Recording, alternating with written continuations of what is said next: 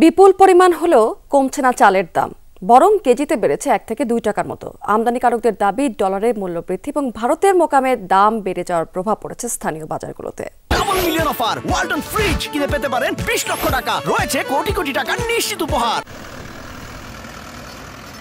ঊর্ধ্বমুখী চালের বাজার নিয়ন্ত্রণে আমদানির অনুমতি দেয় সরকার, সেই সাথে প্রত্যাহার করে নেওয়া হয় আমদানি শুল্ক।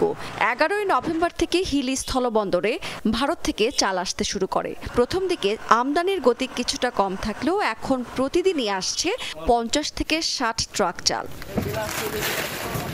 কয়েকদিন আগেও হিলি বন্দরে প্রতি কেজি মোটা জাতের ভারতীয় স্বর্ণা চাল 50 থেকে 51 টাকায় বিক্রি হলেও এখন তা বিক্রি হচ্ছে 52 থেকে 53 টাকায়। আর সরু জাতের সম্পা চাল বিক্রি হচ্ছে 68 টাকা কেজি দরে। চাল বেড়েছে কেজিতে 1 থেকে 2 টাকা। সম্পা কাটা নিয়েছিলাম আপনার 67 টাকা 80 পয়সা, এখন সবাই 69 টাকা চাইতেছে, 68 টাকা 50 পয়সা চাইতেছে। এখন ডলার রেট বৃদ্ধি পাইছে, যার জন্য চাউলের দাম বেড়ে গেছে।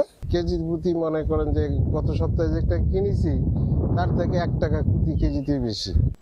আমদানিকারকরা বলছেন, ভারতে চালের দাম টন প্রতি 15 থেকে 20 মার্কিন ডলার বৃদ্ধি পেয়েছে। সেই সাথে দেশের ব্যাংকে বেড়েছে ডলারের দামও। আমদানি খরচ বেড়ে যাওয়ায় স্থানীয় বাজারে এর প্রভাব পড়েছে।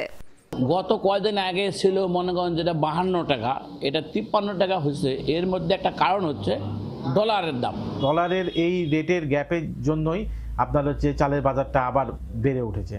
চালের আমদানি আগের তুলনায় অনেক বাড়ছে, কিন্তু আমদানিকারকরা এখন শঙ্কায় আছে যে চাল নিয়ে আসে বিক্রি করার পরে যখন বিল পরিশোধ করতে যাচ্ছে ব্যাংকে, তখন তাকে হাই ভ্যালুতে বিলটা পরিশোধ করতে হবে। হঠাৎ করে চালের দাম বেড়ে যাওয়ায় বিপাকে পড়েছেন পাইকারি ক্রেতারা।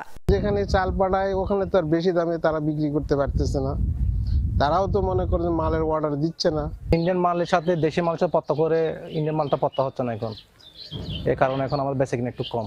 ভারত থেকে আমদানি করা এসব চাল সরবরাহ করা হচ্ছে ঢাকা, চট্টগ্রাম, সিলেট, ময়মনসিংহ সহ দেশের বিভিন্ন অঞ্চলে। রাবেয়া স্মৃতি, যমুনা নিউজ।